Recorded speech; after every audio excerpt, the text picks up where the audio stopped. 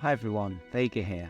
In today's video we return to our solar system series, and it came to my attention that in our Forgotten Moons of Jupiter video, Amelia, one of our channel regulars, mentioned that perhaps we could have a look at the Forgotten Moons of Neptune, which seemed to me like a great idea, and also Bobby has mentioned it too. So I thought in this video that's what we're going to talk about. Obviously on Vega Astro channel we've talked about Neptune before, not least one of the original videos that I wrote about Triton, which has always fascinated me because of its retrograde orbit. And obviously Titan's retrograde orbit means, of course, that it probably didn't form with Neptune, which certainly makes it a very interesting place. But as I say, we've already had a video on that made already, so it's possible that I'll update that at some point because it's quite an old one now. But today's video, I really want to focus on the smaller moons. So we've looked at some of them, Proteus and Nereid, and there are some sort of missions planned for the Blue World, aren't there, that are also quite interesting. So do check those videos out if you've not already. Neptune's always had a fascination to me because I don't know if any of our viewers have seen it, but the film Event Horizon, I mean, the film's a great film in itself, but it's just these images that were brought out somewhere in the 90s, I guess, late 90s, of the film that just looked so incredible to me, this weird spaceship in orbit around planet. And since then I've been fascinated by the Blue World. So let's have a look at some of these moons, shall we?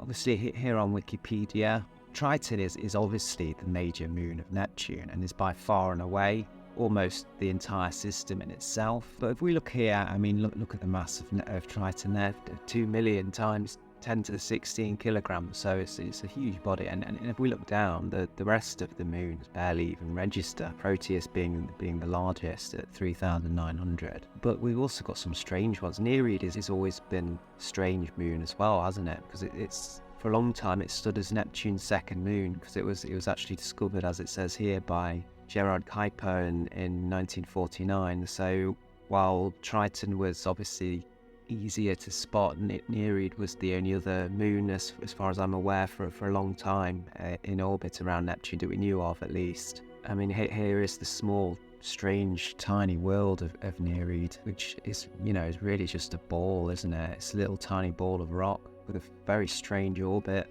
Yeah, there we are. There's Neptune there. I don't know how well you folks can see that. And there's Nereid. So let's have a quick look at Nereid orbiting. And we can see the slow orbit of the Blue World by Nereid. What's that small one there? Let's have a look. That one is Proteus. So Proteus, as we can see, is already recognised as one of the near-in one, and that's actually Triton. Presumably this object, no, it's Capella, isn't it? It's always Capella when I do these videos on Space Engine. So that's not the sun. Where is the sun? Let's see if we can find the sun. Have a look at it from Nereid. And there we go. The sun's obviously a lot brighter than Capella, isn't it? Which makes a lot of sense. There we have the sun. Let's see if we can find Neptune as well and get them all three of them in the same frame. So as we see here, we can see Nereid in orbit around the Blue World of Neptune. And there's the sun. So quite difficult to get all three in the same frame, and we can see there three bodies, and presumably that's Capella again. I know that's Arcturus this time. So quite a nice little graphic there. We've got the Blue World of Neptune, our sun here presumably is Triton, yeah, and then the beautiful star Arcturus. That's a lovely little view, isn't it, there? So here's a picture of Nereid taken by Voyager 2 in 1989. I think Voyager 2 came quite close, didn't it? About 70 kilometers from Nereid, which was pretty close, really. So that's Nereid. But the second major moon of Neptune is actually Proteus. We can see here a diameter of 420 kilometers.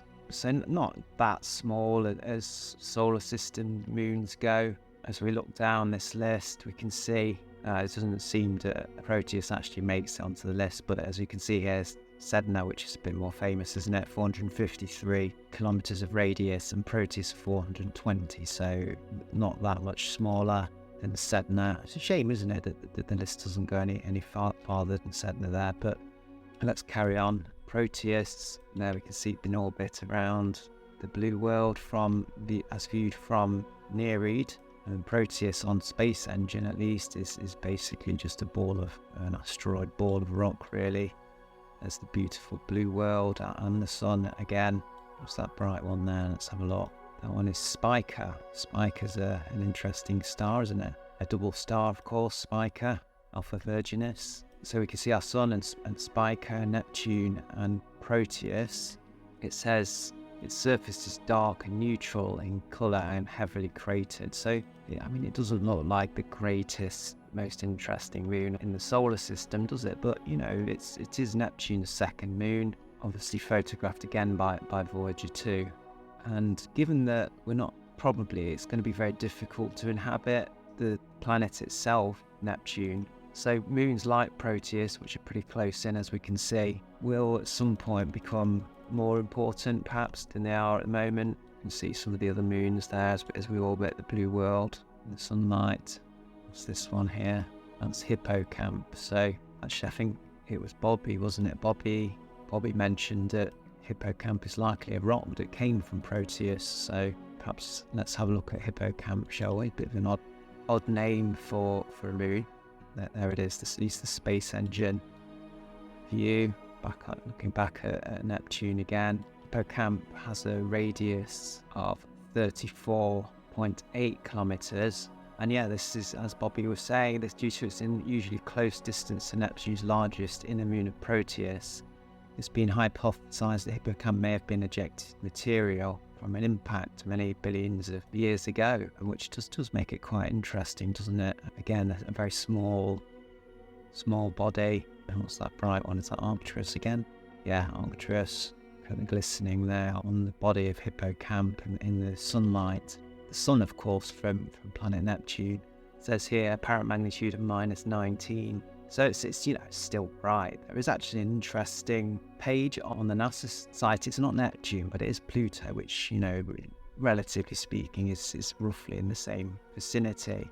That if you want to know how bright the daylight is on Pluto, in this case, not on Neptune, let's put a city in. So if I was to suggest let's suggest Liverpool, which is my home city in the UK, and at sunset, so at 5:46 p.m. in Liverpool tonight, is roughly the brightness that it would be on Pluto. So obviously you can put your own city in there, Bilbao, which is a city near where I live at the moment, 6:09 p.m. So, and as I say, I mean, Neptune is roughly in the same vicinity. So yeah, maybe a bit brighter from Neptune than it is from Pluto, but not all that much. So, and certainly bright enough. I mean, you can appreciate it at 6 p.m.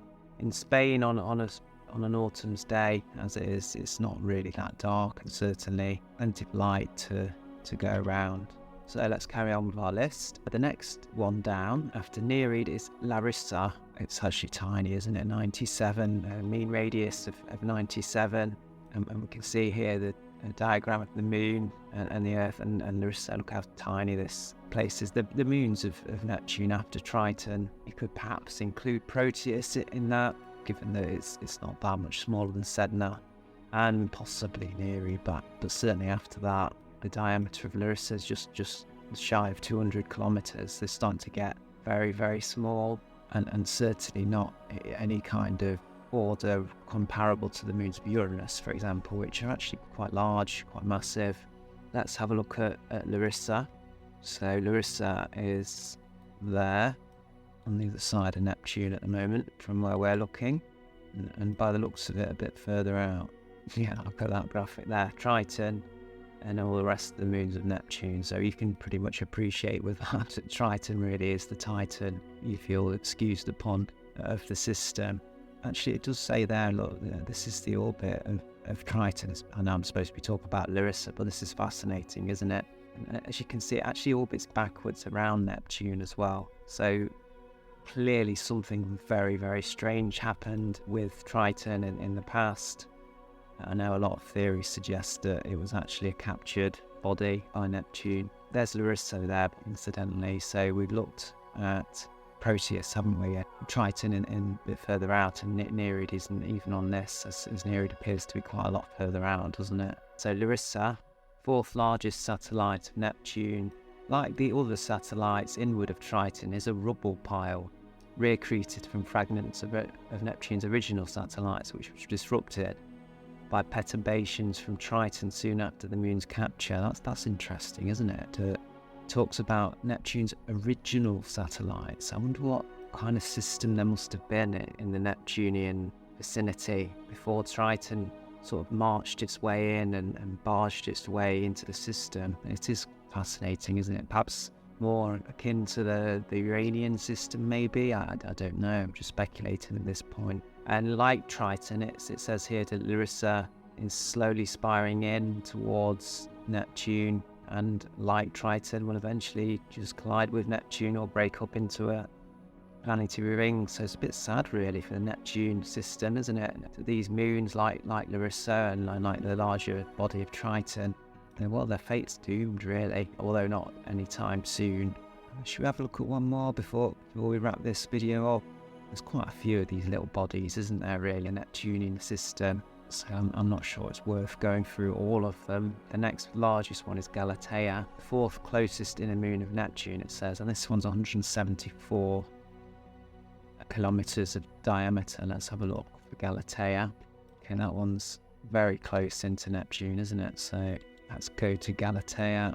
A very odd looking thing, isn't it? Actually, it looks a bit procedurally generated there. I don't know if that's actually how Galatea looks. Basically just a blob of rock, and as you can see, very close in to the blue world. And there we can see a typical orbit of Galatea going round. Neptune slowly disappearing beyond on the horizon. Some bright stars. There's Spica again. It's obviously that Neptune's actually in the position of the sky, that Spica's in that position too. Interesting, isn't it? There's quite a bright red one there as well. Gacrux. That's the Southern Cross, of course, isn't it? Yeah. Delta Crucis, Imai, Mimosa, and Acrux. Southern Cross there, so actually looking slightly southwards. Alpha Centauri. Yes, Alpha Centauri. What is it? It says Bungula there. I don't know why it says Bungula. The star of Alpha Centauri, I've never heard that name before. Bungula. In the 19th century, the northern amateur popularist E.H. Burritt used the now obscure name of Bungula. It may have been coined from the Greek letter beta and Latin of ungula, originally for Beta Centauri. I've never heard that before. Has anyone else watching this video heard of Alpha Centauri being called Bungula? I certainly haven't. Anyway, there's a beautiful view of the nearest star system to us from Galatea. And there's another view of Neptune slowly in orbit. There's a beautiful image of the ring. Look, you can see the Neptune's ring, presumably another of the moons. Keep saying Galatea, doesn't it? That one's Hippocamp, just disappearing below the rings of Neptune, or the ring arcs, I should say, of Neptune, and looking back towards the planet. Oh, that's quite a bright star there, isn't it? That's Capella again. Yeah, it's probably going to become a running joke on the channel that every time I click on a bright star, it's Capella. It seems to be the case, but there we are anyway. Neptune slowly obscuring Capella there. I hope you've enjoyed the video. Take good care of yourselves, look after yourselves, and make sure your friends and family are looked after as well. And we'll see you on the next one.